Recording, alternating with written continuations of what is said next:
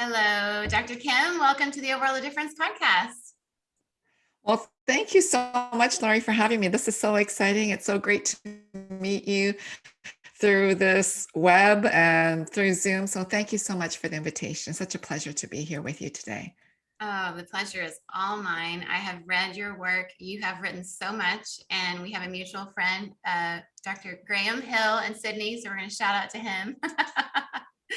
And we are so excited to have you on today. I know. Yes, the Yeah, world is small. it is very small. I know a lot of my listeners already know who you are because you've written so widely, and but some people may not know you yet. So give us a little introduction to who you are and what you do and what your background is. Oh, that'll be wonderful. So I was born in Korea, and I know you're a missionary, so you've been all around the world and different parts of Asia. So I was born in Korea, and then when I was 5, our family immigrated to Canada. So I grew up in Canada from kindergarten all the way up to my PhD degree. And then once I finished my PhD, I came to the US in 2004, and I've been teaching since 2004 in several seminaries. So right now I'm a professor of theology at Earlham School of Religion. So I teach all the theology courses, sometimes ethics and sometimes interfaith dialogue courses. And next year I'll be taking students to Korea. We were going to do this last year, and then the pandemic happened. So hopefully we'll be able to go May next year. So I'm excited about that. I love to travel. And so I've been speaking in many places, and you yourself was at Graham Hill's house, and Yeah. we were in Sydney, 2 years ago with my daughter. I was doing some stuff there. So I love to travel, and it's great to meet people from around the world. I think once you realize how small the world is, your perspective changes, and how you do ministry, and how you just look at God and the world. So it's a pleasure to be with you today. Thank you so much. Oh, of course. No, I love your perspective. I love your perspective of, even your journey that you write about sometimes and talk about of coming. I think you were 5, is that right? When you came from Korea to Canada and your family Yes. immigrated? Yeah. And I know a lot of people listening relate to that experience of immigration or even becoming an expat somewhere else, or your parents dragging you across the world in some cases, like you had. And so I know that that perspective forms who you are, and it comes out so clearly in your work. But you have written a very special book that you're about to be releasing. I cannot wait to read, and it's called Invisible. Is that right? Would you like to talk about it with us today? Yeah. So I can't wait for it to come out. I've been writing it for many, many years now. And believe it or not, you hear of people, their laptops crashing. I've heard students say it to me, and I thought, how in the world can something like that happen? It doesn't happen. And it did happen while I was in the middle of this book. Mhm. It was so heartbreaking and heart-wrenching. It wasn't in the middle, it was near the end of writing the book. So I lost all my files. I was working early in the morning, and all of a sudden the laptop was shutting down, and all I had was this black square with a question mark. So I thought, Oh oh, gosh. maybe it's just shutting down, but it would not start again. So I lost everything. So it was dreadful. So I've been working on it for many, many years. And right now, getting ready to have it released. It is a very, very personal book. I find out maybe some of my other books are personal too. So people say, oh, you write about your life story and your life experiences. And I've been doing that from all of my books. So, and more so as I write more. So this will be my 20th book.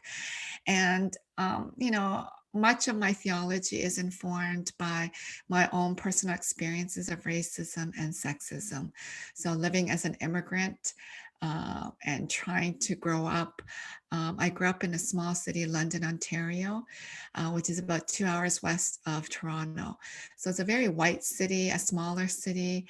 And looking back, it was very traumatic kind of growing up with all the racism in the public school system.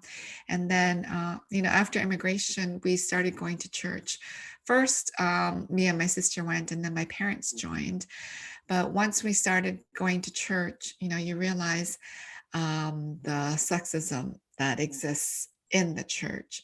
So you've been a missionary in different parts of the world and in Asia, so you know how strong patriarchy is in Asia. So it's very strong, and parts of East Asia, because of Confucianism and the influence of Confucianism, um, you know, they it really has a big stronghold in the church, and so it's been very difficult. Yeah, and that's one of the things I really love so much about your writing is how you talk about the experience of being a woman, of being a Korean Canadian American woman, all the things like the intersectionality of all of that is really beautiful the way you describe it. So, yeah, talk about some of those formative parts of you and what you're passionate about helping see change with the theology that you're writing about. Yeah, so this book, because it's so personal, I do write my experiences of racism and sexism, and that is all tied in with the immigrant experience of Asian North Americans. So I would include Canadians and Americans, and the fact that we are made invisible. So the title of the book is called Invisible, and we're made invisible in many ways. Laura, you live in the States.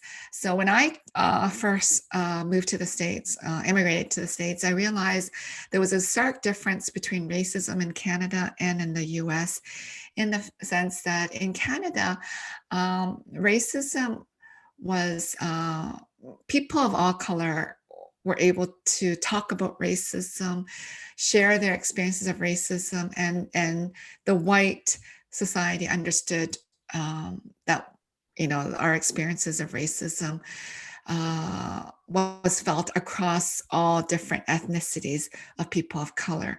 Here in the US, because of the long history of slavery of Africans, the enslavement of Africans, a lot of the racism was talked about in Black and white terms. And so if you're not Black, so if you're Asian, then your experiences of racism gets pushed aside, in the fact that Asian Americans are labeled honorific whites. So for some reason or some way, white people can kind of use us and say, oh, you're white in one instance, but then you're a person of color in another instance. So we're not fully white. We're kind of this honorific category. And then part of the result is then our experiences of racism get pushed aside. The other term is a model minority. Both of these terms emerged in the 1960s by white sociologists, and it was really used to pit us against other people of color. For example, white people would say to African Americans, if only you worked as hard as Asian Americans, you will be richer, you will excel and go to all the Ivy League schools. So that was a narrative that was used against us. And so when you have a myth like model minority myth, it kind of makes us invisible in the sense that our experiences of racism get pushed aside, because the white society will keep saying your experiences were not racist. You guys are the model minority. And so what the society does is it pits us Asian Americans against other people of color, against Black, against Hispanic, against Native Americans. So it does a disservice. So there has been so much problem in that way.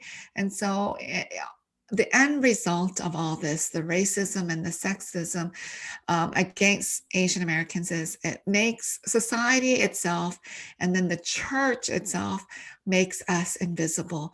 We're not that important, for one thing.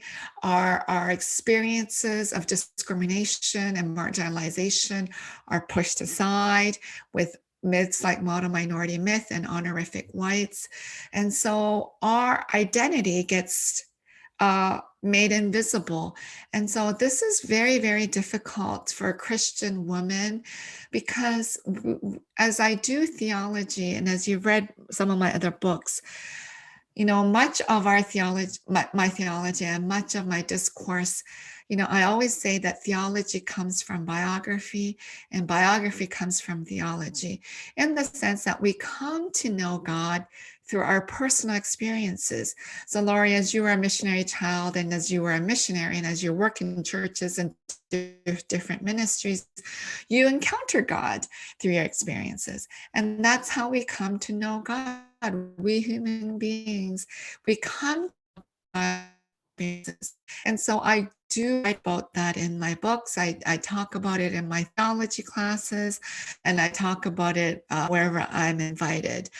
And so, but when we are made invisible, then that becomes very, very problematic. So my book tries to address this and tries to work towards a theology of visibility, that we are all created in God's we are all created by God, and in God's sight, we are all equal. Men and women, we are all equal. Black or white, Asian American, Latin American, African, Native American, we are all created in God's image. We are all important. So this theology of visibility that I want to kind of put forward is that we should all be made visible in God's sight. All our experiences of difficulty should be lifted up. We should want to help those who are marginalized. We want to help those who experience discrimination or racism. That's exactly what Jesus did. When Jesus was doing ministry on earth, he healed the lepers. The lepers were the most kind of marginalized group of people at that time. People were afraid of catching the disease from them, so they were cast aside, pushed aside, they were marginalized. But Jesus reached out and healed them. The Samaritan, the Jewish people didn't like Samaritans, but Jesus talked to the Samaritan woman, not a Samaritan man, but a Samaritan woman at the well, and engages in this lively conversation. Jesus sets this example of reaching out to those who are discriminated against, those who are marginalized, those who are made invisible, and Jesus engages and lifts them up and heals them. And so, that is part of what my book wants to do. That Asian American, particularly Asian American women who have been so marginalized, so made invisible, God lifts us up and says that we are worthy, that we are all created in God's eyes and created by God and are equal in God's eyes, and we need to do the same.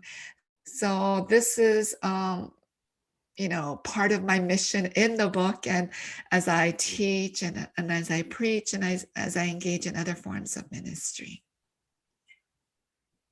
I love just all the ways you worded it, because, I think about the Samaritan woman a lot. She's one of the most special stories I think we have. And I would just say any story where Jesus is interacting with women, they're very special. But there is something really beautiful about the Samaritan woman story. I think because of the intersectionality of it all, it's not just the fact that she's a woman and she's being treated as property and it was scandalous to sit with her and talk to her, but also the racial aspect. She was a race that was, people avoided her whole land, people avoided walking through. And so, yeah, I think there's no more beautiful example of someone being invisible, being made visible than that story. It's probably one of the best examples that we have.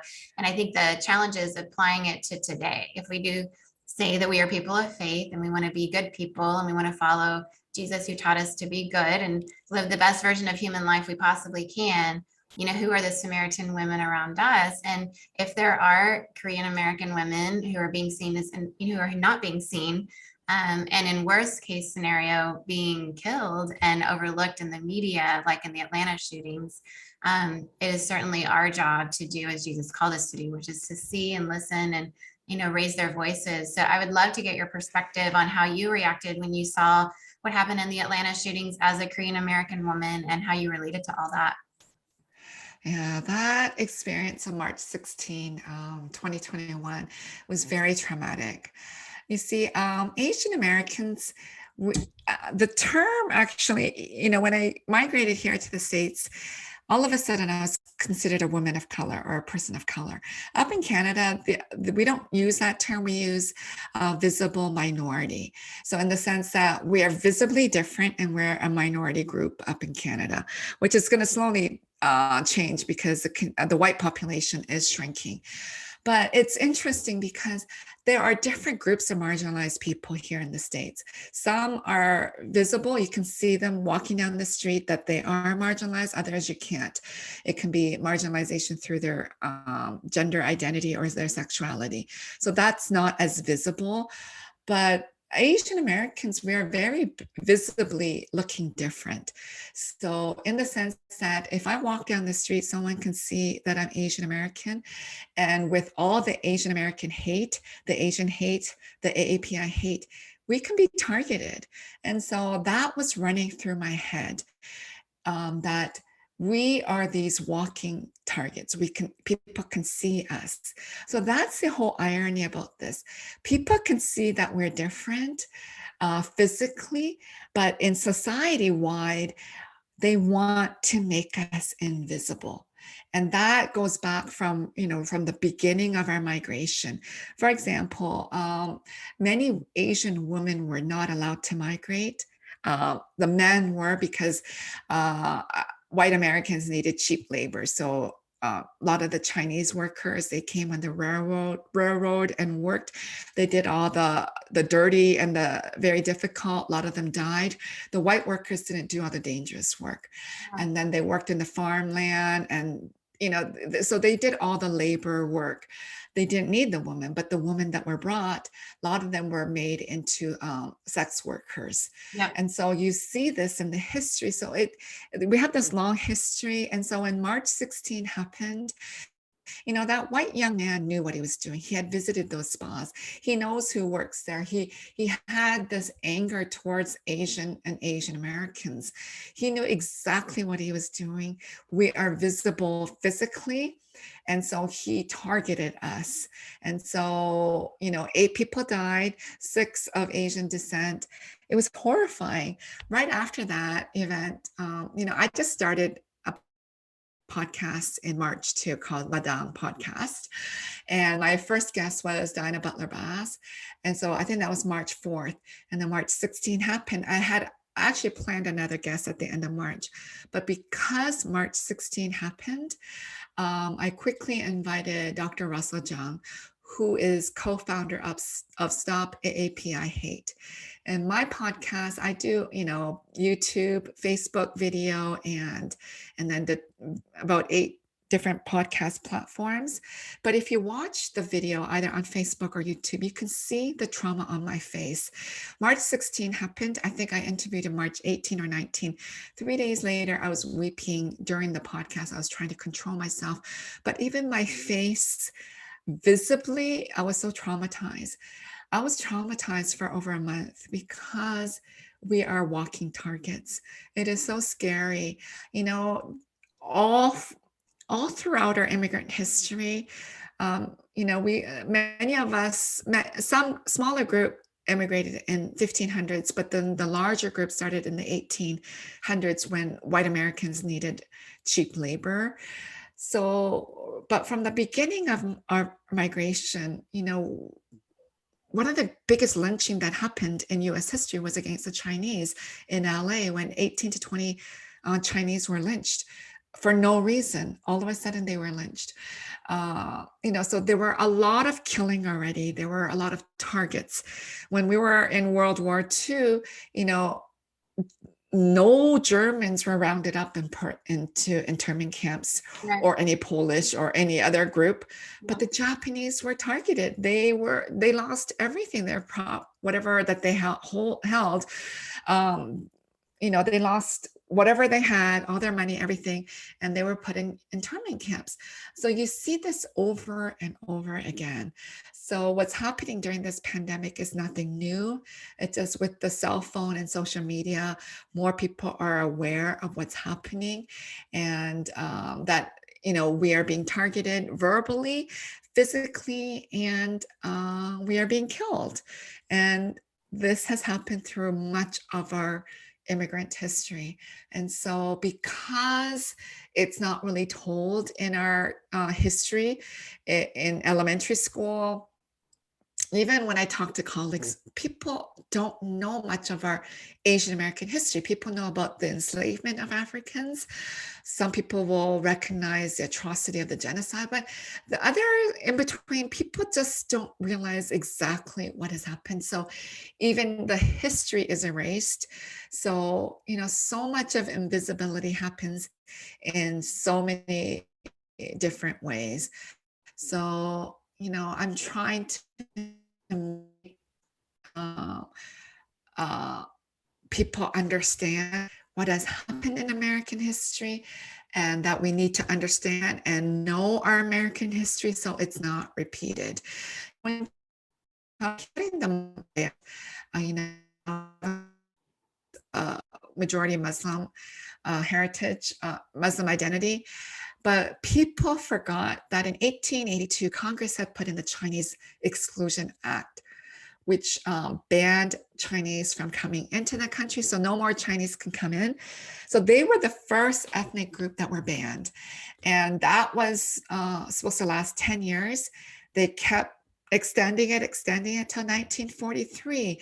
So all that time, Chinese couldn't come. The ones that were here, it was hard for them to leave to visit and come back. They had to carry papers around, and white people can't differentiate East Asians. So what happened to Chinese got extended to Japanese and to Koreans. So, when we're thinking about Voting Rights Act, we always think about African Americans. We forget that Asian Americans, we couldn't start voting until 1943, and that wasn't all. It was slowly integrated. I think Indians were allowed to vote in 1946. I think Japanese soon after, and then Koreans, and then everybody else was allowed to vote. So we weren't allowed to vote until very recent American history.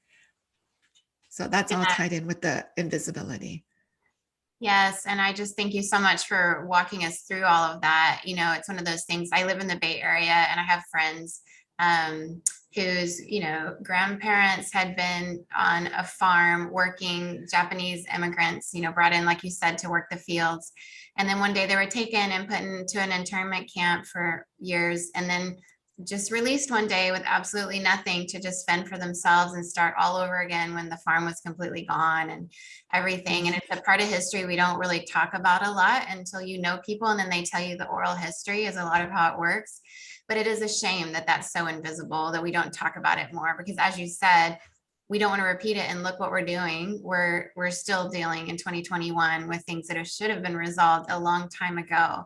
So thank you for just giving us a synopsis of it. And I do hope everybody listening goes and reads more of your writing and also buys your book. But I have one question in my series I'm asking everyone, which is, who are some change makers that you admire, that have inspired you, that maybe you read or you follow in some way that we could be inspired by too? Okay, let me just turn on the light, because we started when it was brighter. You can edit that out, right? Sure, yeah. So what was the question? Who inspired me? For my own theological work, or as a change just maker, in writing? any kind. Yep. I think there's been many people that have inspired me. I think theologically speaking, I think Jürgen Moltmann has inspired me. He has spoken and he has written so much in the Spirit. And so much of my work, the last many books are, actually majority of my books are on the Spirit. So he has changed me, and that has changed my perspective on how we do interfaith dialogue and how we engage with people who are so different from us. I think we get so afraid of strangers and foreigners, and I talk about all that in my book, Invisible. But we need to understand that we're all created by God. So Jürgen Moltmann has inspired me. I think Reverend Jesse Jackson has inspired and motivated me to kind of work for more social justice. He said to me one time, he says, "You've written enough books so you can now do more action." I laughed about it. We have engaged in some social justice work here in North America and also in Korea. So he has inspired me. So there's been many people. I think Mother Teresa has inspired me too. When I was in seminary, I belonged to the Presbyterian Church in Canada, and they picked 2 students one summer to go overseas. And I was one of them. And I went to India. My friend went to Nigeria. So I spent the summer in India, and the plan wasn't really to go to Calcutta, but I ended up going. So, I never met her, but I visited Missionaries of Charity, and it was it was a very difficult thing for me to visit and see. And I know I wrote about it in one of my books. I think it's the Homebrewed Christianity Guide to the Holy Spirit, or Reimagining Spirit. Because, it's one thing. Oh, I know. I wrote it in Embracing the Other. It's one thing to see sick people, and it's another thing to be actually doing something about the sick people, like bathing them and feeding them. And for me, I was a young seminary student. I think I was 23 years old. And at that point, I was so scared to do anything at the Missionaries of Charity. So I just kind of stood there and did nothing all day long. And I saw so many volunteers feeding and clothing and bathing them and just being with them. And I couldn't, because all I kept thinking about was, I'm going to catch a disease. I know many of them were lepers, and I thought I might catch something. So this fear of the other, well, there's so many people like Mother Teresa, doesn't have that fear, and she reaches out and loves the poorest of the poor, and was able to do so much good, not just in India, but around the world. So she has inspired me a lot. And, that moment, that day at her complex, I still ponder about, and I wish I did things differently. So, yeah, there's many others, but those are the key ones that have kind of inspired me to work for change. And in turn, I hope I inspire others to work for change and to treat people equally and lovingly, and to embrace people who are so different from you. Well, you actually do inspire so many. You've inspired me, and I know many others who've read your writings. And so we have been, I guess, second generation inspired by those who've inspired you.